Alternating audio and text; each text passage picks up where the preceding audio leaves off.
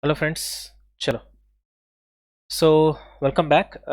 This is the last in the last video with respect to materials chapter. This is where we have stopped, right? Okay. So that is with respect to safety stock and stock out cost.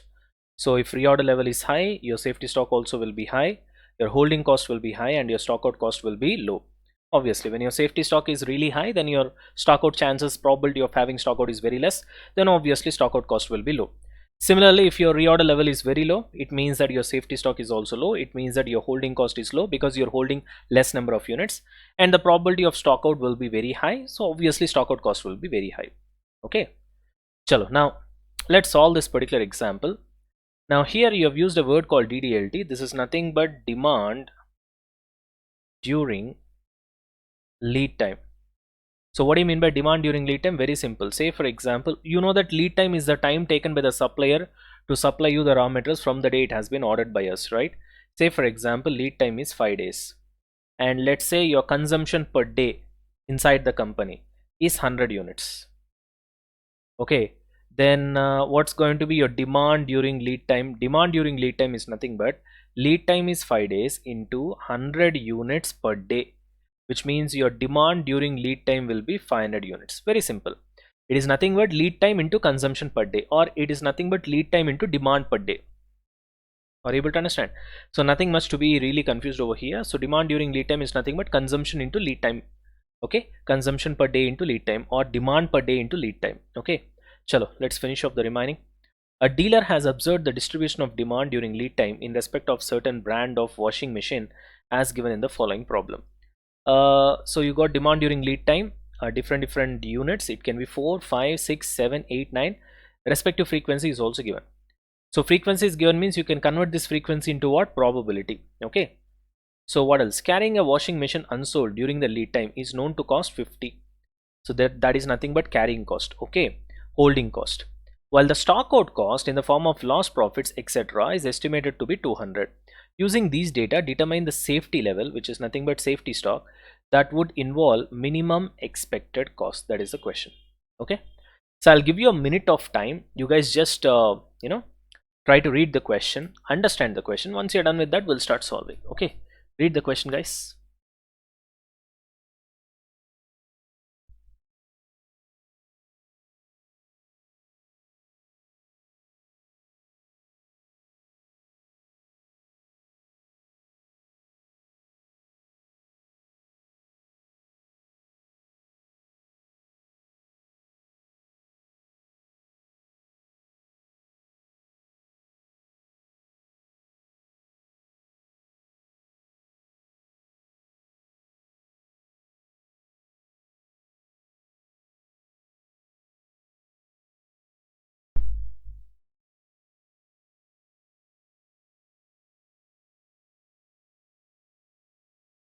Okay. Read the question, guys, fast.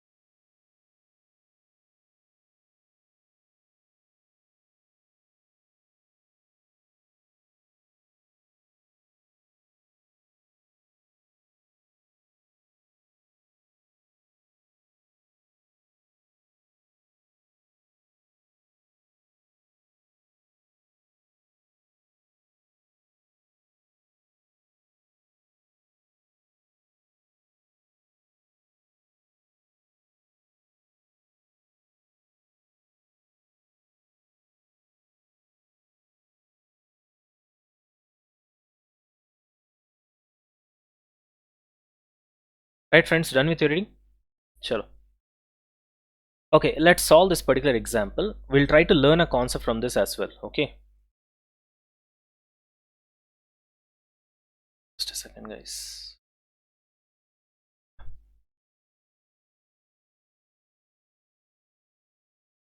Okay. Okay, now look at the last two lines of the question. Determine the safety level that would involve minimum expected cost. He is asking you to find out safety level. that is nothing but, you can say it is nothing but safety stock. Safety stock is nothing but, we have already learned it, minimum level. Try to look at the concept, you should not forget. Okay, chalo, here it is. So minimum level is nothing but safety stock. Got the point? Chalo, having said that, what is the usual formula? Yeah, for safety stock, reorder level minus average consumption into average lead time. Reorder level minus average consumption into average lead time, correct? So average consumption to average lead time, we can find it out from the question. We have the question over here, from this we can find. Okay, that's not an issue. But what about reorder level? Okay, we know another formula for reorder level. What is that? Maximum usage or maximum consumption into maximum lead time. Now this is the reason why I've explained you guys the logic behind this formula. Can I apply this particular formula to find out reorder level in this particular question? The answer is big no. Why? Because I've specifically told you the logic behind this formula. So that's the reason I always asked you guys not to by heart the formula. So when you try to use the formula maximum usage or maximum consumption into maximum lead time for reorder level, what is the underneath presumption behind that particular formula? The presumption is that the management is not willing to go for stock out. So when the management is of really conservative mindset, when they don't want to take risk at all and they don't want to go for stock out, only then they will fix the reorder level formula as maximum usage or maximum consumption, whatever it is, into maximum lead time. But here, if you look at the question, it is specifically given that there is stock out cost, and the stock out cost is how much? 200. Of course, stock out cost is nothing but loss of profits. Because of not having stock, you will not be able to sell, and therefore you will lose profit. Because stock out cost is given in the question, it is quite a bit a proof that management is willing to go for stock out. In that case, we cannot use this formula to find reorder level.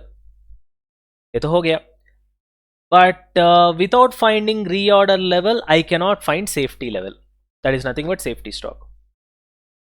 Then how to find reorder level? Okay. So this is where we need to go for something called trial and error method. Whenever you can't use a formula, there is a universal rule. Go for trial and error method. Now how does that work? Trial and error method, which means what I'm trying to say is, by using trial and error method, you need to find reorder level, and after finding reorder level, anyway from reorder level you can reduce average consumption to average lead time. You can find what? Safety stock. That is what we are going to do, as with respect to this particular problem is concerned. Now the biggest question is, what do you mean by trial and error? Okay, look at this question. What are the various possibilities that he has told you? The demand during lead time, which is nothing but lead time in days into consumption. It can be 4, it can be 5, it can be 6, it can be 7, it can be 8, it can be 9, correct? Okay, I'll have the question over here. Okay, which means what I'm going to do is that, let me write DDLT first. Demand during lead time, which is nothing but consumption into lead time. It can be 4, it can be 5, it can be 6, it can be 7, it can be 8, it can be 9, correct? Okay, respective probabilities we need to calculate. So what you guys do is that, pretty simple to calculate probability. I'll do it here itself, because anyway I gave you all the solutions, right? Yeah. Okay, see again how to calculate probability. What is the total of this frequency? It's very easy. 8 plus 19 plus 27 plus 25 plus 18 plus 3 comes to 100. So 8 divided by 100, which means 0.08. 19 divided by 100, 0.19. 27 divided by 100, 0.27. 25 divided by 100, 0.25. 18 divided by 100, 0.18. This is 0.03. Very easy. Total will be 1. Okay, we got the probability. Chalo, let's put the probability over here. 0.08. Then 0.19. We have it from the question. 0.27. 0.25. 0.18, 0.03. Okay, now What do you mean by trial and error method? Very simple. Our target is to find reorder level right now. So the consumption, see, reorder level means what? It is the minimum stock that you have to keep inside your godown before you go for reorder, such that the units will not go out of stock.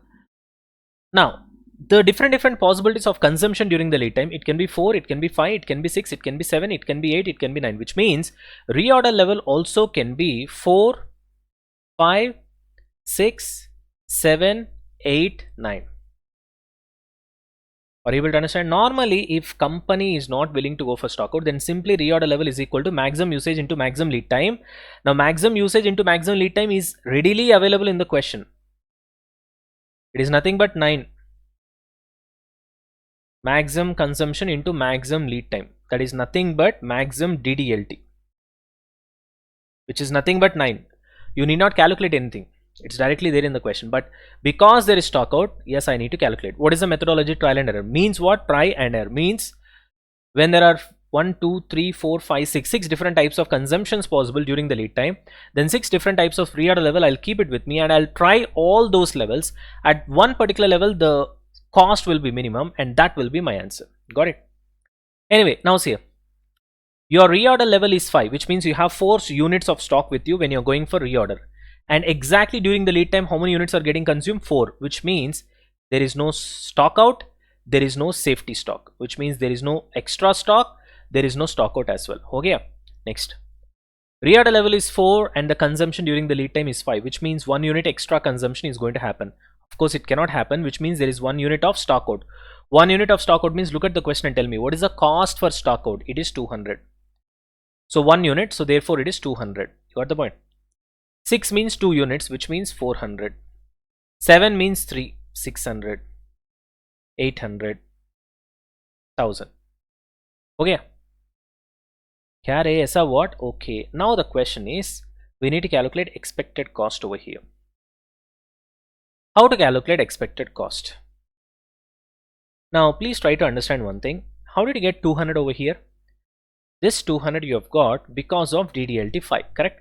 Because your DDLT is 5 and your reorder level is 4, you have got 1 unit extra consumption and therefore 1 unit of stock out is possible because you have 4 units in your godown, whereas 5 units is required for consumption, which means 1 unit is less, which means there is 1 unit of stock out.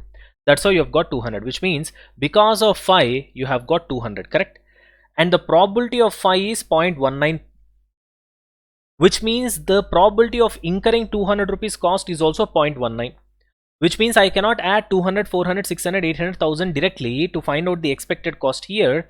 Instead, what I have to do is, because the 200 is possible only because of DDLT being 5 and the possibility or probability of consumption during lead time being 5 is 0.19, and therefore the probability of 200 expense happening is also 0.19, which means I need to take 200 and I need to multiply with 0.19 plus 400 into 0.27 plus 600 into 0.25 plus 800 into 0.18 plus 1000 into 0.03 finally. So what will be your final figure? 470. You got the point? Now this one also you will do. Chalo, 5 is the reorder level, which means you have got 5 units in stock and 4 units eventually underwent consumption. Then 1 unit you have got extra, which means you have to hold that unit. Look at the question, what is the holding cost or carrying cost? 50. 5 and 5, so there is no carrying cost, there is no stock out cost. 5 and 6, 1 stock out cost 200. 5 and 7, 2 stock out cost 400. 5 and 8, 3 stock out cost 600. 5 and 9, 4 stock out cost 800. Got it? Then coming on to the next one, here 6.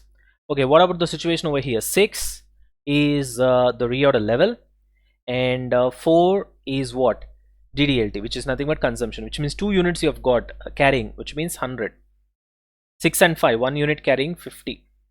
Nil. 200, 400, 600. Here 150, 100, 50, nil, 200, 400. Here 200, 150, 100, 50, nil, 200. Here 250, 200, 150, 100, 50, nil.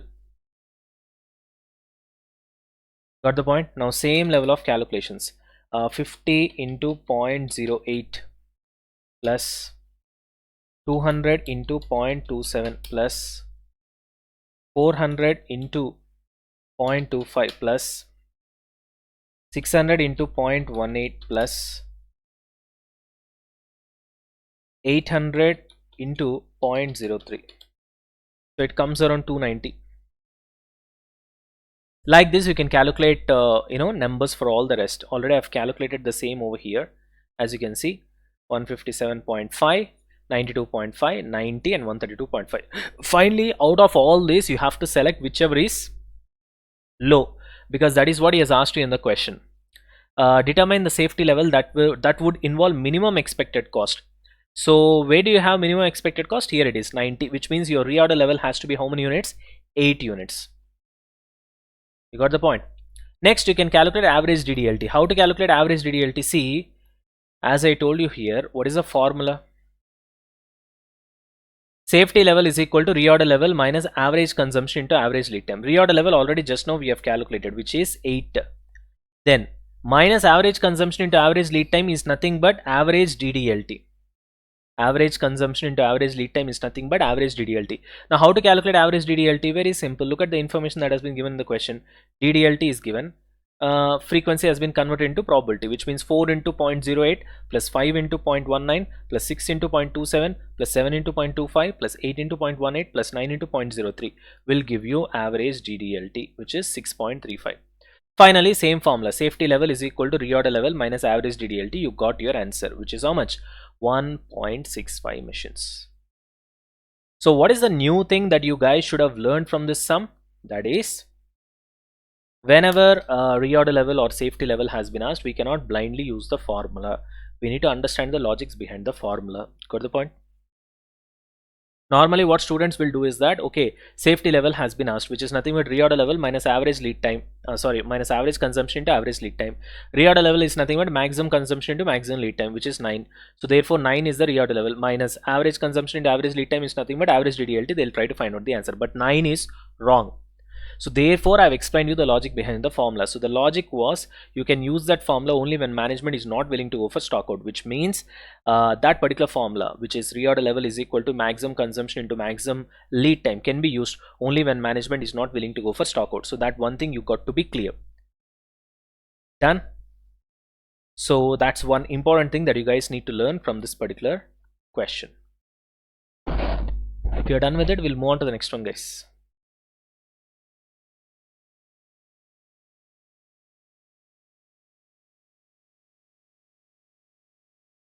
Okay, right.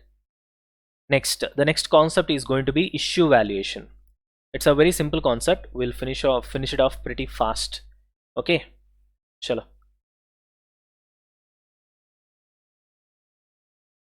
Right, friends. So when it comes to this issue valuation, see, what do you mean by this issue valuation? First of all, let's have a basic idea. We'll go in depth a little bit. I'll just give you an idea over here. So normally what will happen is that you'll have multiple departments inside your company. You'll have a production departments. Let's say this is production department 1, another production department, for example 2. Then you have stores department. Then you have procurement department, or we can also call it as purchasing department. Then we have the supplier over here. You can call him as supplier or vendor. Then you'll have the buyer's factory gate over here, and then let's say we have inspection department over here. Okay, now listen carefully how everything works. Since it's a rapid revision, I'll try to finish it off swiftly. Okay, listen carefully. You know that production departments, basically they consume the raw materials and eventually they convert them into what? Finished goods. So we are aware of the same. Now in case if production departments is going to run out of raw material, then they will send something called MRN. to the stores department. We call it as material requisition note. See, it's official documented form. Simply we can say they are requesting raw material, because without raw material they can't do anything. So they're just requesting raw material to the stores department. So suppose stores department has got the requisite stock, then immediately it will issue the raw material. Immediately it will issue the raw material by either following FIFO method or LIFO method or weighted average or any of the methods. Normally they'll follow either FIFO or weighted average. That's it. They'll not be preferring any other methods. Suppose stores department is also of the feel that it's gonna run out of raw material stock soon. Then it will send something called PRN to procurement department or purchasing department. That is nothing but purchase requisition note, which means requesting the purchase department to purchase raw materials, because stores department is of the opinion that maybe they are going to run out of stock. And the procurement department or purchasing department, what it will do, then it will start inviting quotations. Maybe it will give some sort of advertising or something like that, where it will say we are inviting quotations and this much of quantity of raw material we need. Whoever is interested, all the vendors can give us quotations, and finally one particular vendor will be selected based on various factors: price, quality, the reliability factor, the goodwill of the vendor, everything put together. One supplier will be selected and the order will be given, and after that the supplier will eventually deliver the order. So first he will come to buyer's factory gate, and then he will take something called gate pass. He will take gate pass, and straight away he'll not go to stores department, he will go to inspection department, and inspection department will inspect the raw material thoroughly, and after that it will send the raw materials along with inspection report to stores department, provided the inspection report is positive. In case, surprisingly, if the so-called inspection report is not positive, then immediately the raw materials will be returned to the supplier. Okay, whatever the reason it may be, maybe defective raw materials, or maybe they did not get the raw materials which they have ordered for, they got something else, something like that. Okay, whatever the reason. If the inspection report is positive, then it will come to stores department. If it is negative, then straight away it will be returned. Once the inspection report is positive and it comes to stores department, then stores department will send something to the supplier, and we call it as GRN. GRN is nothing but goods received note. That will be sent to the supplier, confirming that yes, we have received the goods which we have eventually ordered. So this is how the whole thing happens. Now in this whole story right now, we are talking about this part, this black part. Okay, where stores department will issue raw material to the production department after receiving MRN, that is material requisition note. They can issue the raw material by following any of the methods. Normally they'll follow either FIFO method or what, weighted average method. That's the usual thing that they follow. You got the point? Chalo. Okay, so how many methods we have here? We have FIFO method, FIFO, LIFO, last in first out, simple average, weighted average, base stock method, and replacement cost method. In that, frequently only two methods will be used in real life. One is FIFO, the other one is weighted average. Remaining and all naam ke vaste will learn right now. So in reality people won't be using it because they're not that good methods when compared to FIFO as well as weighted average. But anyway, we'll learn. Okay, now let's have a look into the basic information over here. Okay. So 1000 kgs were purchased. How did they purchase 1000 kgs? Day 1, 400 kgs are purchased at 12 per kg. Day 2, 600 kgs are purchased at rupees 10 per kg. You got the point? This is what the purchase details. Okay, we have the purchase details. Then FIFO method. How many raw materials are consumed? That they did not give information.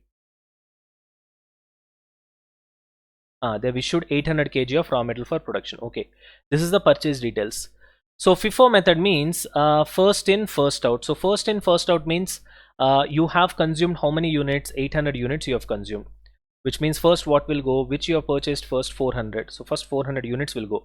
Whatever that you have purchased first will go out first. That's why it is called as first in first out. First in will go out first. So first in was the day 1, which is 400 kgs at 12 per kg, plus from day 2 you have got 600 kgs. I don't want 600. The remaining I need is only 400 because already 400 has come. So remaining 400 from day 2 at 10 per kg. So the total cost of issue will be 4800 plus 4000, it will be 8800, correct? Yeah, here it is. 8800 will be the cost of issue. Then what about closing stock? Closing stock will be from day 2 only, because day 2 you have purchased 600 kgs. Out of that 600 kgs, only 400 kgs has been given for issue, right? Which means 200 kgs at 10 per kg will be the stock that is left over, which is nothing but closing stock. Here you have the closing stock value, which is 200 kgs into 10, which is 2000. Quite a bit simple. Nothing complicated. Got it, guys? Right, fantastic. Now, LIFO method means exactly opposite. Now, let me erase this first so that we can apply the logic for LIFO method. Okay, right. See you guys. Just a second.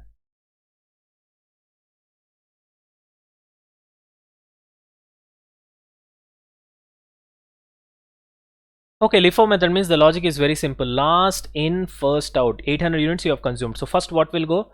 Last in. So who has come last? 600 kgs. He will go first. So 600 into 10 will go first. Total 800, which means remaining 200 will go from the first 400. 200 into 12. That implies this is 6000 plus 200 into 12, 2400. 8400 will be the cost of issue. Okay, as you can see here, 8400 is the cost of issue, and from day 1 only 200 is left over. So 200 into 12, it will simply cost you 2400. That's your closing stock. Very simple. Got it, guys? Nothing much to discuss over here. Pretty simple and straightforward. Got it, all of you? Right. Now let's go to simple average method. What do you mean by simple average? You will take the average of prices. Okay, nothing beyond that. It's also very simple. Average of prices. What is that? We'll see. Now see here, we are talking about simple average method now. How many units were issued? 800. 800 units into, he will take the average of prices, 12 plus 10 by 2. 12 plus 10 by 2 means eventually it is 22 by 2. So 22 by 2 will give you 11. So 800 into 11, that is the cost of issue. 800 into 11. You just need to take average of prices. 8800. Okay, here it is, average of prices. 10 plus 12 by 2, 11. 800 units you have issued, and that will be 8800. That will be your cost of issue. But this is one interesting part when it comes to simple average method. You got to remember, important. What is important? Calculation of closing stock. Why it is important? Because closing stock valuation is balancing figure. What do you mean by balancing figure? In FIFO method and LIFO method, closing stock valuation was quite simple and straightforward. But when it comes to simple average, what we do is that you take the total cost of purchase. What is the total cost of purchase? 400 into 12 plus 600 into 10. That implies 4800, 6000. So this will be 10,800 is the cost of purchase. So 10,800 is cost of purchase. From that you reduce the issue cost, which is 8,800. Through that you will calculate the valuation of your closing stock. This is very important, so remember. So the most important point that you guys need to remember is when it comes to simple average method, the valuation of closing stock will be balancing figure. That's it. When it comes to simple average method, the valuation of closing stock will be balancing figure. There ends the matter. Got it? When it comes to simple average method, the valuation of closing stock will be balancing figure. Done. Got it? Chalo, next. Now coming on to weighted average. Weighted average means, see, in simple average, eventually what happens, you will just take the average of prices. So what we have done in simple average, okay, he has purchased 400 kgs at 12 per kg, 600 kgs at 10 per kg. So what I've done, simply I've taken 12 rupees plus 10 rupees divided by 2.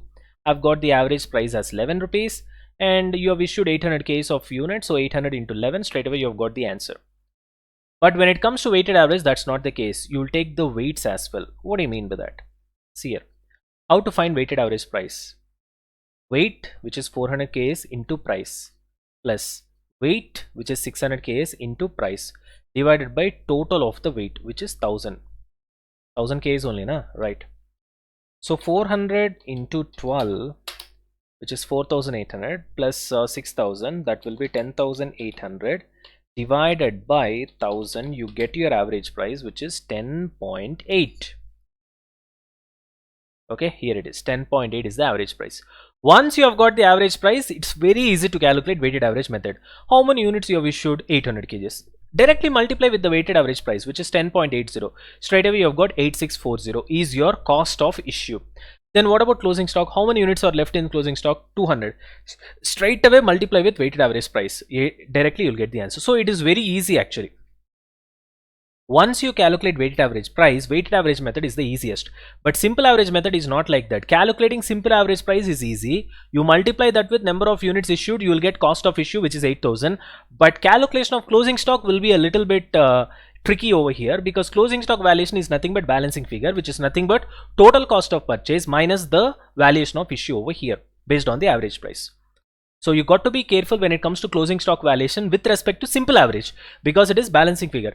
With respect to weighted average, there is nothing much you have to actually discuss over here. Why? Because simple. Weights into price plus weight into price divided by total of the weights. You got the weighted average price. Once you got the price, game over. How many units you have issued? Into price, game over. How many units are left over, which is nothing but closing stock, into price, game over. Got the point? As you can see here, very simple. I've given you the material, so it should be easy for you. Got it?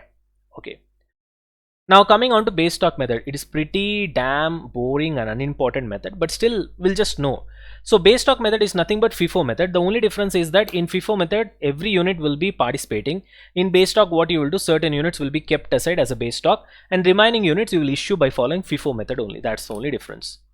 So it is same as FIFO method, but the company will identify a particular lot as a base stock from which issues shall not be made. So they will keep it aside, and the balance they will issue as if they are following FIFO method. The only difference between FIFO and base stock is base stock only. In FIFO, you will not keep any units aside, calling them as base stock. All the units will be issued following FIFO method. That is first in, first out. When it comes to base stock, what you will do is that you will take certain units, you will keep it aside, and the remaining units you will try to issue by following FIFO method only. This base stock units you will not at all touch, probably for safety purpose or whatever it is. Got it? Next, replacement cost method. This is also a good one. What do you mean by this replacement cost method? It says that I don't want to know about your purchase information. Why should I know? How many units you have purchased, at what date you have purchased, at what price you have purchased, I'm not interested to know. My logic is, whose logic? Replacement cost logic is, today you are issuing 800 Ks. Today, what is the price of the material? That much I'll multiply. That's it. There ends the matter. You would have purchased at very different price. I'm not concerned about that. Today, what is the value of the material which I'm consuming? Which is nothing but today's price. So today's price I'll multiply. There ends the matter. Under this method, the issues are valued at the replacement price of the materials on the date of issue. The value of closing stock is the difference between total purchase cost and the issue cost, similar to simple average method. So this is another method where the valuation of closing stock will be balancing figure. Valuation of issue is very simple. What you have to do, how many raw materials are issued, multiply with what is the today's market price. There ends the matter. That you will get it as a cost of issue when it comes to replacement cost method. Only thing that you have to remember is the valuation of the closing stock. So the valuation of closing stock will be the balancing figure. That is one important thing that you guys need to remember. Got it, guys? Chalo. So I've given you everything is there in the notes over here, so you can just go through it. Okay, with respect to all these methods, it's important at your CA inter level. Okay, just go through it, guys. Then we'll go to the next topic. I'll just give you 2 minutes of time. Just go through it.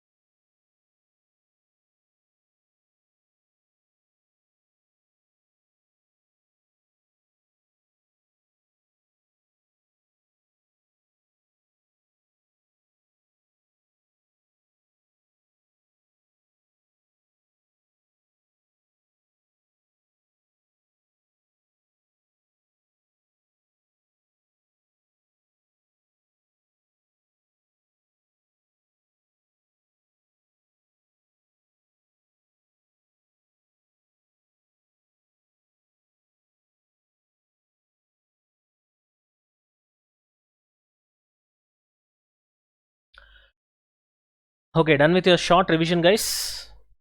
Fantastic. Chalo, let's move on to the next one. That is material losses. Okay. We'll finish off this particular concept. Then we have a small concept called APP analysis. Then inventory turnover. We'll be done with the concepts for this rapid revision session. Okay, material losses.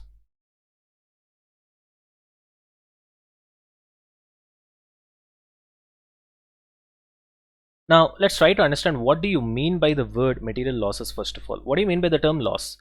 So loss is nothing but you have kept an expenditure for which expected return has not been received. That is nothing but loss. For example, you try to spend some 50,000 in an online shopping in an anticipation that you'll receive a mobile phone. When you don't get a mobile phone, then that's loss. Are you able to understand? So it's a simple thought process where you have spent something in an anticipation of some benefit. You have kept an expenditure in an anticipation of some sort of benefit, and that benefit is not received. We call it as loss. Now, simply speaking, there are only two types of losses. Okay, so one is expected loss, other one is unexpected. Very simple. Expected loss and unexpected loss, nothing much beyond that. Expected loss is nothing but normal loss. Unexpected loss is nothing but abnormal loss. Okay, now we'll try to discuss what these are, and accordingly we'll try to discuss their cost accounting treatment as well. That also we'll be discussing. Although we'll not be discussing in depth, in fact we'll discuss them in depth when we go to a chapter called process costing. There we'll be discussing this so-called expected, that is normal loss, and abnormal loss in a pretty in-depth way. But when it comes to this particular chapter, whatever that is necessary, to that extent we'll try to learn. Okay, so material losses, there are two types of material losses: expected loss and unexpected loss. Expected loss can also be called as normal loss. Unexpected loss can also be called as abnormal loss. Okay, now what do you mean by this expected loss? What do you mean by this unexpected loss? Now, expected loss means, from the name itself, it is being told that you are expecting that to happen. So there is no shock for you. So therefore, what is the right way of treatment here? You are expecting that to happen. Therefore, what you will do, you will ask the good units to observe normal loss. Normal loss cost, to be more precise. What do you mean by good units observing normal loss cost? I'll tell you. For example, you have bought 1000 units at 10 per unit, and this has been sent into process. You have got 900 units only as an output. This 1000 units at 10 rupees per unit is input. Got the point? Now, total cost of this 1000 units is 1000 into 10, which is nothing but 10,000. Now 10,000 actually you have spent for 1000 units, but ultimately you have got the output as 900 units. So you have lost 100 units over here. Now let's say this 100 units, what you have lost here, is expected to happen, which means this 100 units loss here is expected. Now if it is an expected loss, then what you will do, you will ask the good units to observe the loss of the so-called 100 units, which is nothing but normal loss. So what you will do is that 10,000 which I've spent not for 1000 units. Now I've spent only for 900 units, which means the cost of one unit is how much? 11.11. But actually the normal cost is 10. Then what is this 1.11 normal loss premium? This is what happens in case of designer clothes, branded clothes, designer wear, branded wear. Have you ever wondered why branded wear and designer wear are pretty costly? Because they include lot of normal loss. The Armani, Manish Malhotra, Armani, Barmani, everybody. Are you able to understand why their clothes are really costly? Manish Malhotra, because their normal loss is pretty heavy. So let's say they have cut 100 pieces of cloth which costed 100 rupees or 1000 rupees per cloth, which means what is the total cost? 1 lakh. And they have finalized only 2 units of dresses. Then obviously per dress, what is the raw metal cost they have spent? 50,000. Actually, it is only 1000 per cloth. Are you able to understand why? Because 98 has been, you can imagine, it's a so high, especially when it comes to Armani. I think out of 1000 or 100 bits, he only finalizes one, is what I heard. But that is not, what do you call, authentic information, but that's what I heard. So that is the reason your branded clothes and designer wear, all these things are pretty costly. Why? Because the normal loss is very high. See, you can ask me why normal loss cost is absorbed by the good units, because it is expected to happen. See, when something is expected to happen, it means that it happens again and again. So it is normal to happen. Therefore, I will absorb it into my cost. Accordingly, cost plus profit, I'll fix my selling price. So my selling price will remain constant. Are you able to understand? Now, in case, if in the same example, which is 1000 units, you have bought at 10 per unit, this is your input, and you have given it as input into a process, and your output is 900 units as usual. So which means you have lost how many units over here? 100 units. But unlike the earlier example which I told you, this 100 units loss is not expected.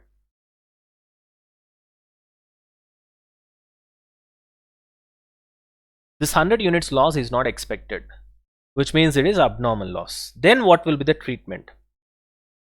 Then whatever the loss that you have incurred due to this abnormal loss will be directly debited in costing P&L account. It will not be observed by the good units. So this is the treatment. So which means when it comes to normal loss units, you will observe the good, you will ask the good units to observe the normal loss, thereby good units cost per unit gets inflated. Earlier, in the earlier example, you have seen that actual cost of good unit is 10, but it became 11.1. Why? Because 1.1 was the normal loss which has been observed by the good units, and that's the treatment we do for normal loss. But when it comes to abnormal loss, we don't go for the same treatment. What we do is that we just take the entire abnormal loss, debit that in costing P&L account, put it over in costing P&L account. Why? Because it is there in the name itself. It is abnormal. Abnormal means it happens rarely. Okay, the possibility of it happening is rare, which means again and again it will not happen. Therefore, you have to debit it in costing P&L account. Now let's put it otherwise. Suppose this is also observed by good units. Then what will happen? Good units cost will get inflated. Then the total cost will be high. Upon that, you'll have profit markup. Selling price also will be high. Good. Next time it will not happen because it is abnormal. Na? It will not happen again and again. Next time when it doesn't happen, then your total cost will be less. Upon that profit margin, then your selling price will be less. Next time again it will happen. Next time it will not happen. Next time it will not happen. Next time it will happen. So can you keep on doing business where selling price keeps on getting fluctuated like that? That is the reason why you will not absorb the abnormal loss into the good units, because it may or may not happen. Normal loss cost is being observed into good units because you're pretty sure that it will happen. And because it happens, there will be constants. I mean, what do you call? There will be consistency, and therefore your selling price will be consistent.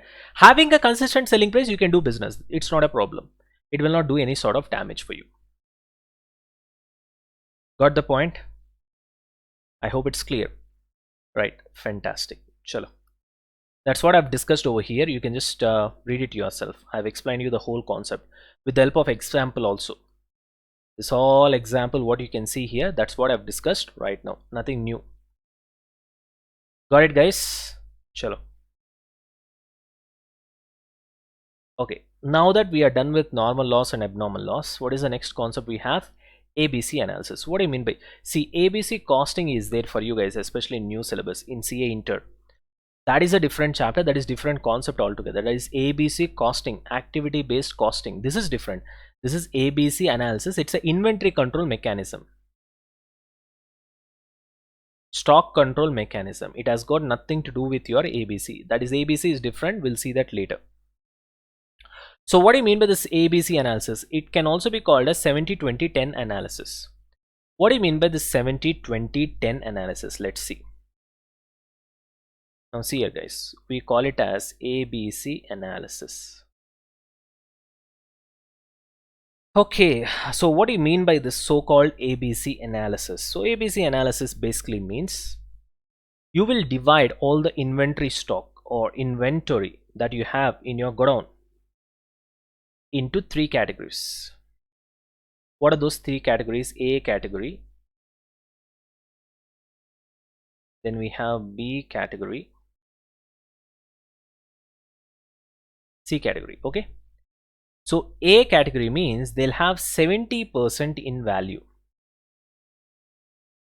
10% in quantity. Okay. B category 20% in value, 20% in quantity.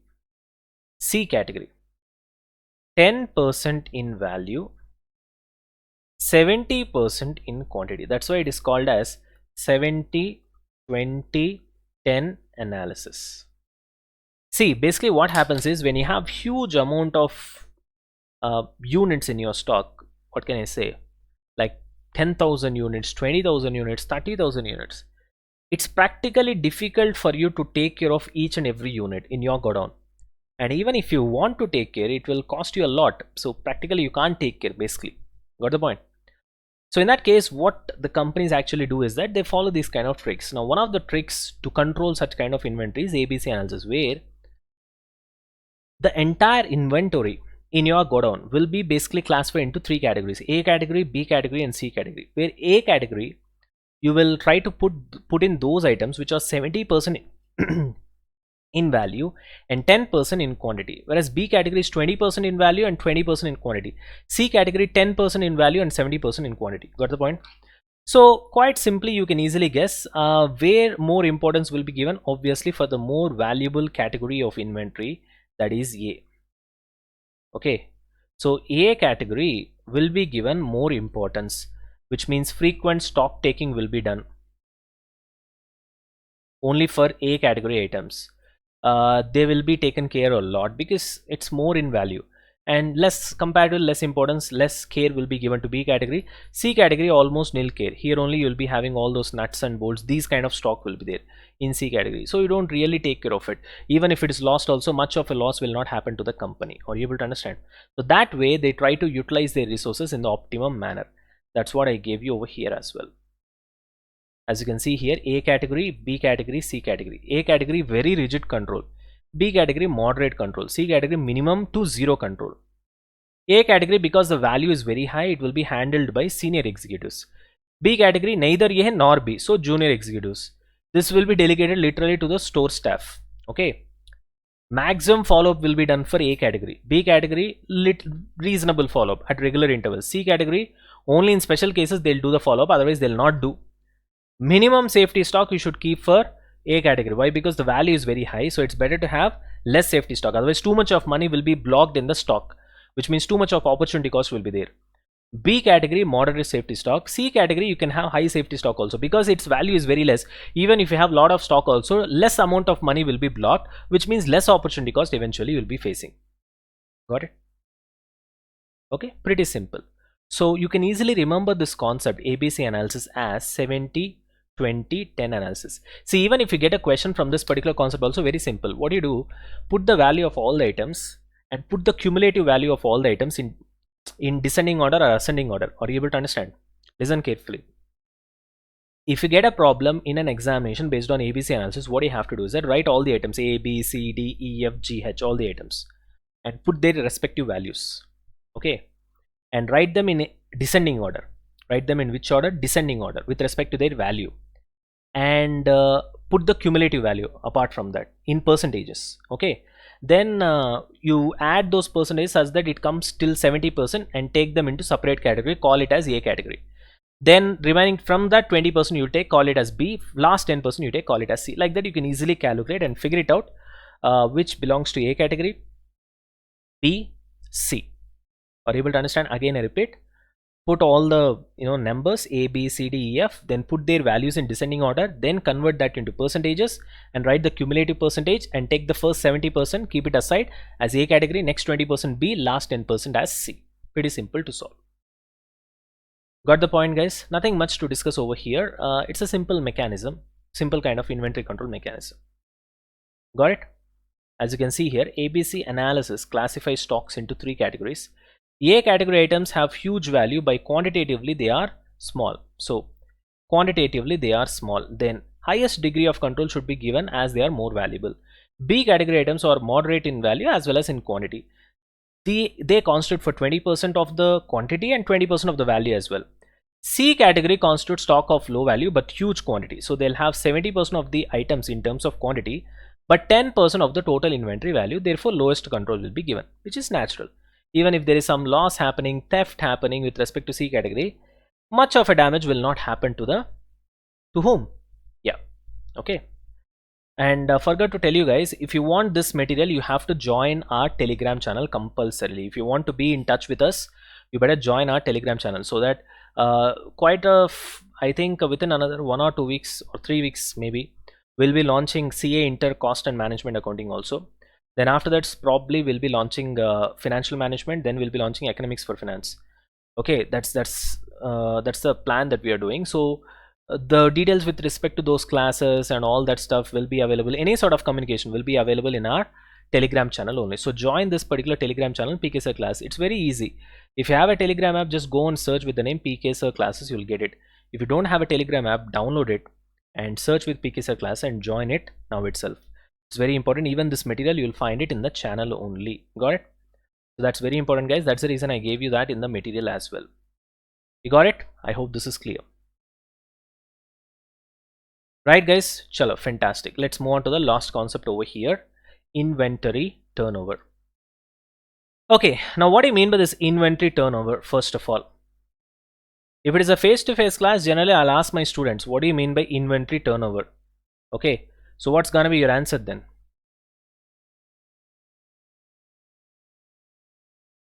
So what do you mean by turnover? My experience based on my face-to-face class is this. When I ask them what is the meaning of the turnover, obviously what will be your answer? Sales. So which means we are talking about inventory sales over here? Absolutely not. Turnover has got two meanings. One is accounting meaning, the other one is dictionary meaning. You are saying accounting meaning, which is turnover means sales. What about dictionary meaning? Turnover means something becoming opposite. For example, you have a bottle and then you turned it over. So that is also referred as a turnover, right? So it is not just sales. So we are talking about that turnover over here, which means something becoming exactly opposite. We call it as a turnover. Now what do you mean by inventory turnover then? Means it actually means, suppose you buy an inventory, let's say in Jan you have bought 10,000 units and you have consumed every single day. By the time 30 days in Jan gets finished, your stock is 0. Then in Feb again you buy another 10,000 units.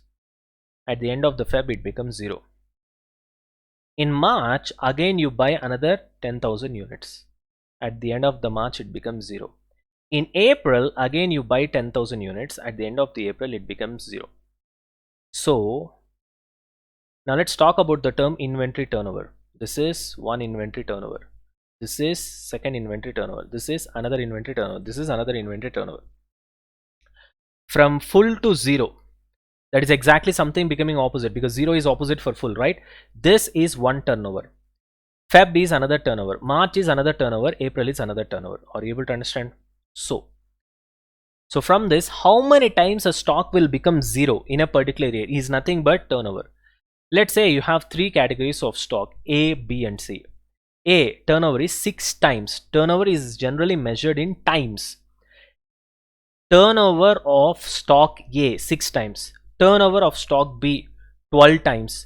Turnover of stock C, 24 times. So which is the fastest moving stock? C. Slowest? A. Busiest stock? C. Slow, which means not busy? A. Why? Because the turnover of stock C is 24 times. What do you mean by 24 times? It means that 24 times it will become 0. In a year, 24 times if you become 0, it means what is your holding period? Anybody can guess who are watching the video? Holding period, exactly 15 days or half a month. Half a month it will become 0, which means in 1 month it will have 2 turnovers. So 12 months it will have 24 turnovers. That's why 24 times. So your inventory holding period is half a month. 12 times means inventory holding period is 1 month. Which means once you buy an inventory, it will be there in your godown for a period of month. Whereas when it comes to C, if you buy an inventory, it will be there in your godown only for half a month. When it comes to A, if you buy an inventory, it will be there in your godown for 2 months. After 2 months, it will become 0. Another 2 months, another 2 months, another 2 months. That's why 6 times it will become 0. Now, if some of you guys are writing your group 2 as well, let me take your financial management topic over here. You have financial management chapter with you. In that there is something called ratio analysis. In that you have these kind of ratios, that is raw material turnover ratio. Okay, I don't know whether you guys remember this or not. Raw material turnover ratio, work in progress turnover ratio. I'm talking about what? Ratio analysis, financial analysis and planning chapter in your financial management, which can also be called as ratio analysis.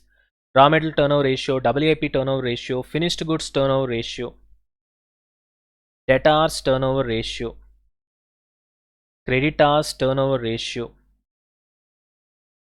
okay, capital turnover ratio. You got it? So I think a fixed assets turnover ratio, working capital turnover ratio, so many things. Okay, in all these ratios, do you mean that the meaning of the word turnover is same? No. Do you think that the meaning of the word turnover is sales? No. No. In these ratios, turnover means dictionary meaning, which is nothing but something becoming opposite. In these ratios, turnover means it's actually sales only. So that is the reason it's better for you to understand and don't ever try to by heart the formula. So this is not the discussion right now. In financial management we'll discuss, but right now what I'm trying to tell you here is turnover means it's not sales always. Especially here, inventory turnover means the purpose of finding out what is inventory turnover is only to identify what is fast moving stock, what is slow moving stock, so that accordingly you can adjust your purchases later. Are you able to understand? So as I gave you this particular example, always inventory turnover will be measured in terms of times. Okay, so let's look at the formula once. Raw material turnover ratio is equal to raw material consumed divided by average stock of raw material. Now I've seen students, they tend to by heart this formula as well. That is a formula, right? Material consumed by average stock of raw material. Now why do you by heart the formula? There's simple logic behind that. See, let's say I'm consuming 1 lakh kgs of raw material in a year. Every time I have an average stock of 10,000 kgs, which means how many times my stock has become 0? 10 times. So 10 times is nothing but the turnover. I have consumed 1 lakh kgs in a whole year. Every time there is an average stock of 10,000 kgs in my godown, which means 10,000 kgs comes to my godown, gets consumed, 10,000 kgs gets consumed, 10,000 kgs gets consumed. So if 10,000 kgs is the average stock of raw material in your godown, then how many times you can consume 1 lakh kgs? 10 times. And that's how the formula has come. Very simple. That is why it is called as raw material turnover. What is there to by heart in this?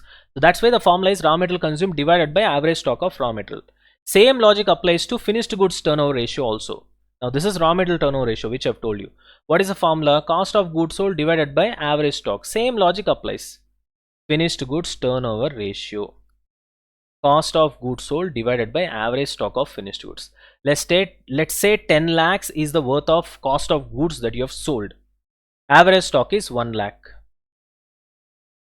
Okay, average stock of finished good is 1 lakh. How many times? 10 times again.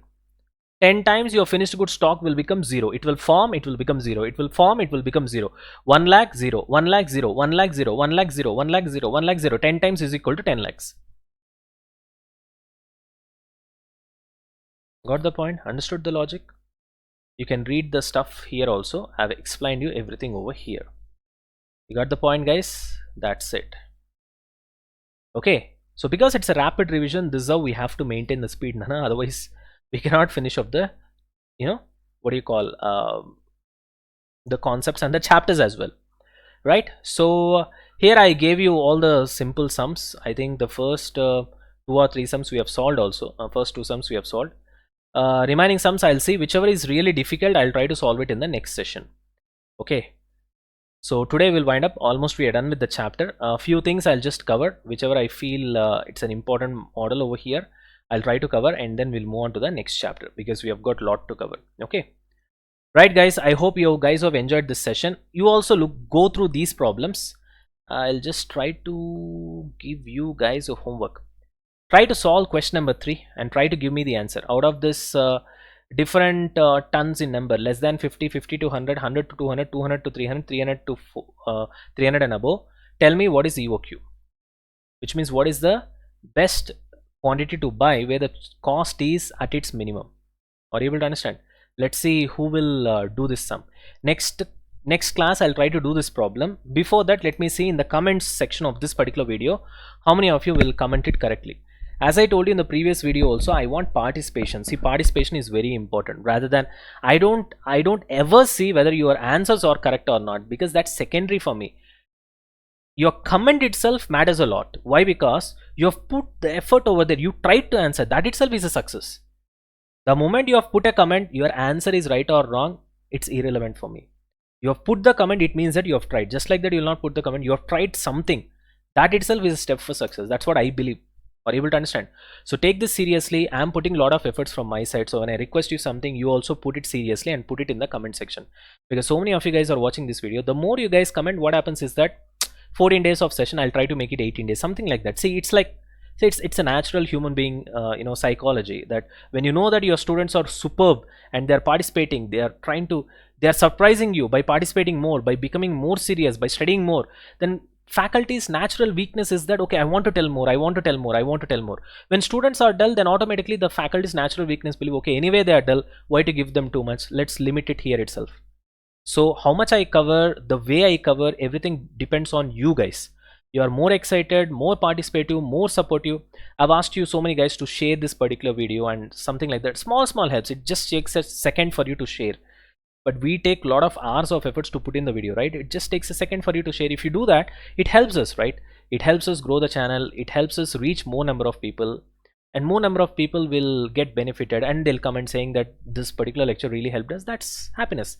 I don't really... I think it's pretty natural, and I'm frank in that opinion, because see, anything that a human being does in some sort of anticipation. See, you try to help somebody also. If you help and that guy is happy, from his happiness you'll get your happiness. So basically it's selfishness still. You try to donate something also, from donation I get happiness. Are you able to understand? So when I try to give you some free classes, from that you get benefit, and you say that, sir, I really love your classes, that's the happiness for us. So something in return is obviously is there.